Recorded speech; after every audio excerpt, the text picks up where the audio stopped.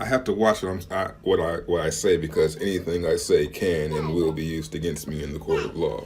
That's right, Trevon. Anything you say can and will be used against you in a court of law when this Bitconnect lawsuit eventually goes to court. Now, today, that's what we're going to be talking about, the recent developments in the Bitconnect lawsuit, and we're going to be going over where some of the big YouTube Bitconnect shills are today and what they're doing. So stay tuned.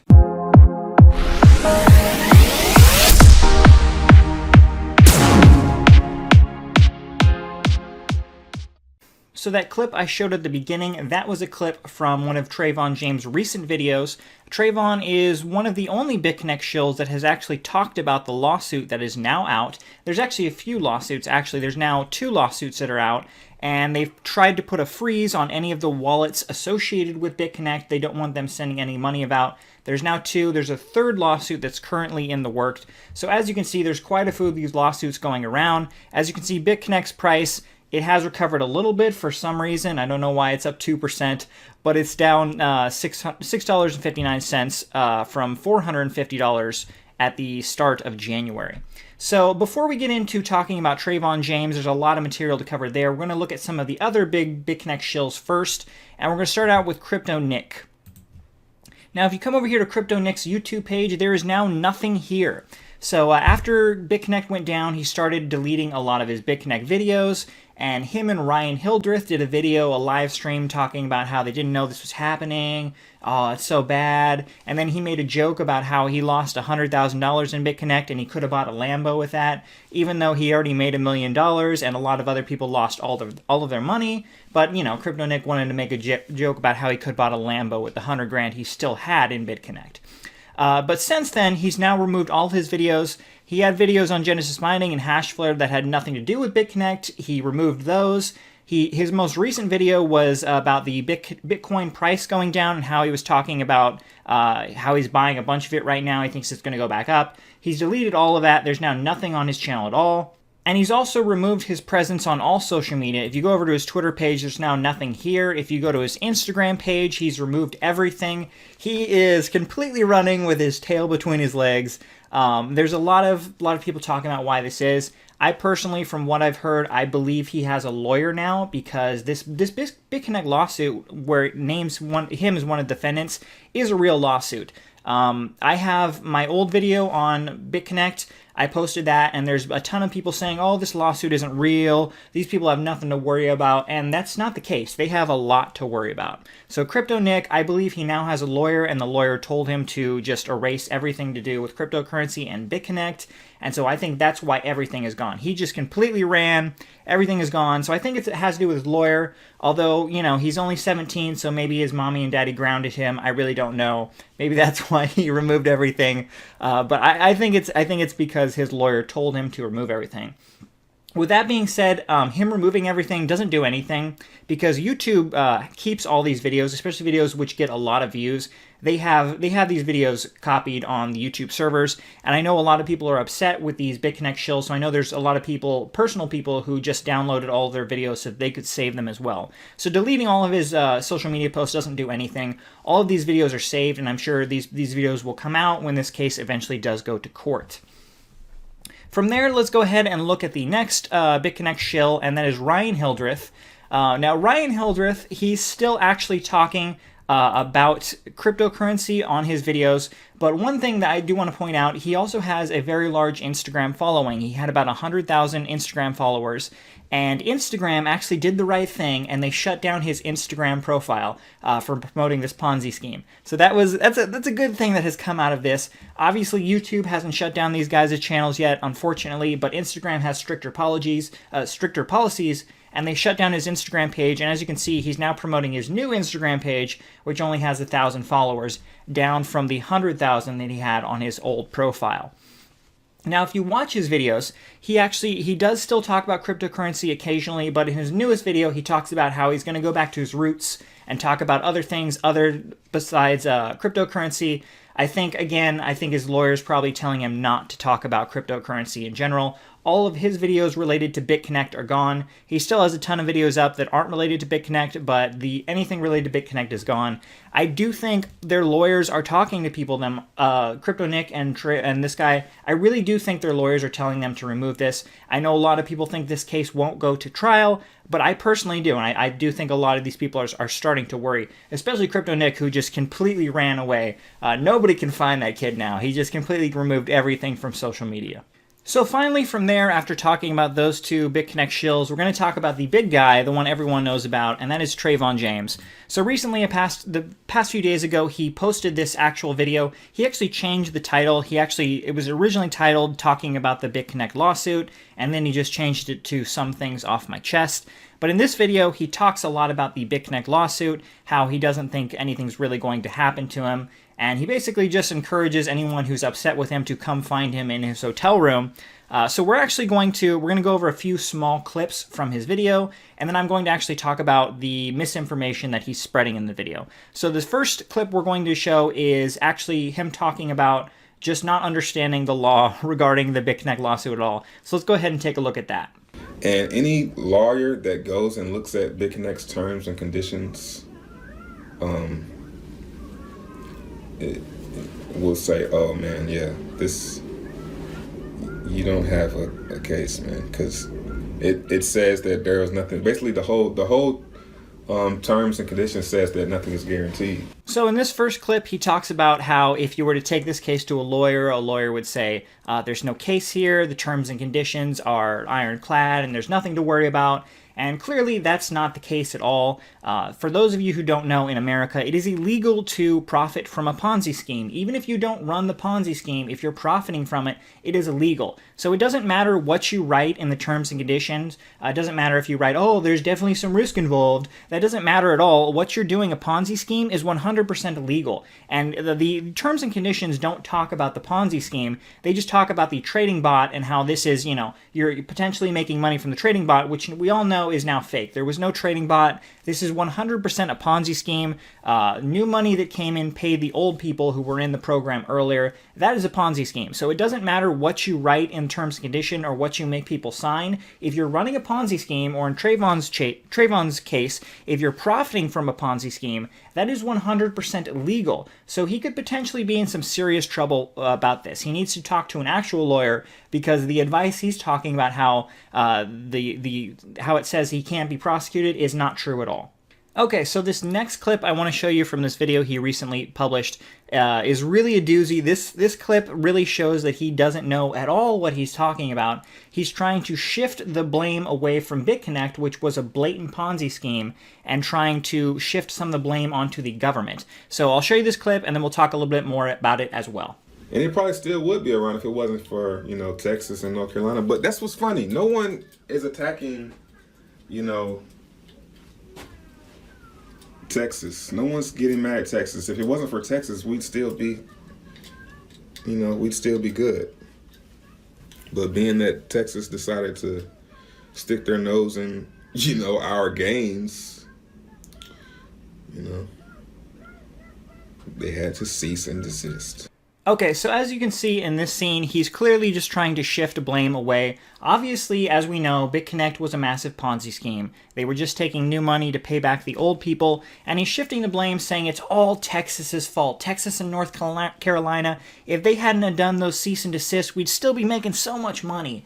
And that's not the case at all. For those of you who don't know, Bitconnect just ran out of money. That's why they did their Bitconnect X ICO. They were clearly very low on money, and they wanted to keep the scam going, so they did this new ICO to potentially bring a bunch more money in.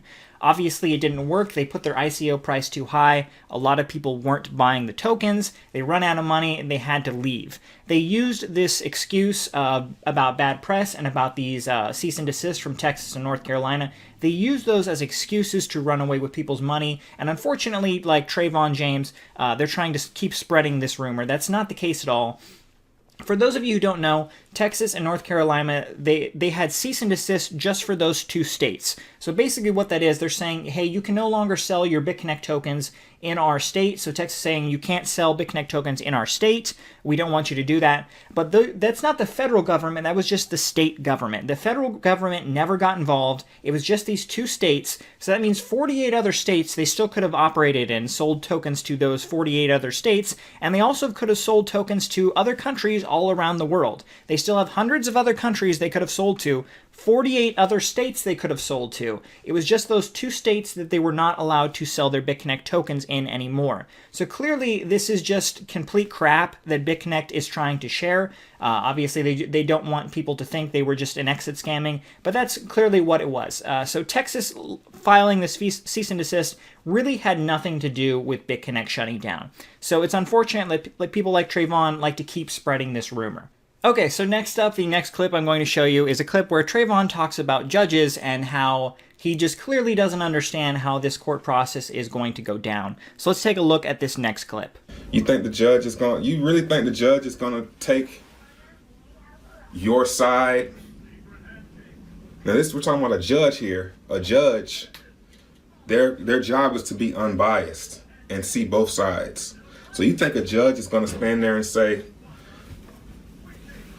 you put all this money in this thing and you thought that it was gonna last forever, or you didn't see the risk in doing this? Judges they're harsh, man. They're reality, so as far as me, I think Bitconnect the company has something to worry about, but I don't. Okay, so the one thing he actually got right in this clip was the fact that judges are harsh. They're reality. He got that part right, but what he doesn't understand, they're going to be harsh on him. So when this goes before a judge, basically the judge is just going to see the people are going to present the case saying that this was a Ponzi scheme. If they can prove this is a Ponzi scheme and they can prove that Trevon James profited from this Ponzi scheme, he could be in some serious trouble. He doesn't seem to understand that. The judge isn't going to just look at the case and be like, oh, look, there's all these other scams out here and they're just targeting this guy. This totally isn't fair. I'm going to let you go free, buddy. That's not how it's going to go at all. They're just going to try and present it as a Ponzi scheme. If they present enough evidence that it is a Ponzi scheme, and they show evidence of all these videos where Trevon is spending a bunch of money, him and Craig Grant and Ryan Hildreth and Crypto Nick, how much money they've made from this, they could potentially be in some serious problems. And finally, this next clip that I'm going to show you, this is the clip where Trevon really goes off the rails. He talks about ICOs, and then at the end of the video, he brings up a point that really he should not have brought up at all. So let's go ahead and take a look at that. At the beginning of the video, at the bottom, this is not financial advice, and people still sign up with the referral link. And you know what that tells me? That there are people out there who are smart enough to realize that there are risks in these things. There are risks in all of it. ICOs, people lost money in all these ICOs that's scamming people, that's taking money and running away, and nobody's suing any of them motherfuckers, man. Excuse my French if you got kids in the room. You know what I'm saying? And people want to attack me. And we all know the reason why me. We all know the reason why me. Why me, Craig? Craig's channel gets like 1,000 views, man. And people are like coming at him just as hard. I wonder why. What do me and Craig have in common? You know what I'm saying? Okay, so in this final clip I just showed you, obviously he took it to a whole new level, and he's basically saying the only reason people are coming after him is because he's black. He's making this a race issue, and that's just absolutely ridiculous. If you take the class action lawsuit, you can see all the people listed. It has Glenn Arco, he's not black. You can Trevon James, Ryan Hildreth, not black. Craig Grant, and then Crypto Nick, not black. So obviously, 3 of the defendants, the personal defendants in the case, are not African American. So it's just absolutely ridiculous that he's trying to make this about race now. He's just trying to shift blame away from him. I had nothing to do with this. Why is everyone coming after me? It's not the case. As you can see, there's people of multiple different races that people are going after. They're going after the biggest promoters of the scam on YouTube. So these people, everyone they list, they all have channels of over 100,000 people. So that's why these people are being targeted. Now, he also talks about how he put a disclaimer that this is not financial advice. That doesn't matter for those of you who don't know. If someone just says in a video, this is not financial advice, that does not give them a blanket wall where they're protected from all lawsuits. People can still sue them. So you can say that in every video. It really doesn't matter. People can still sue them, and they do. And then he talks about ICOs scamming people. Obviously, with these ICOs where they're blatant scams, nobody knows who the people are that are running their ICOs. That's why they get away with this. They hide the people. They hide the fact who they are. That's what happened with Bitconnect. Nobody knows who ran Bitconnect. That's why these lawsuits are coming out targeting Trevon James and Ryan Hildreth and people like that, because you people are the face of the product now. I know you didn't run the company, but you're now the face of the product. So you are the people that they're able to target, and that's why they are coming after you.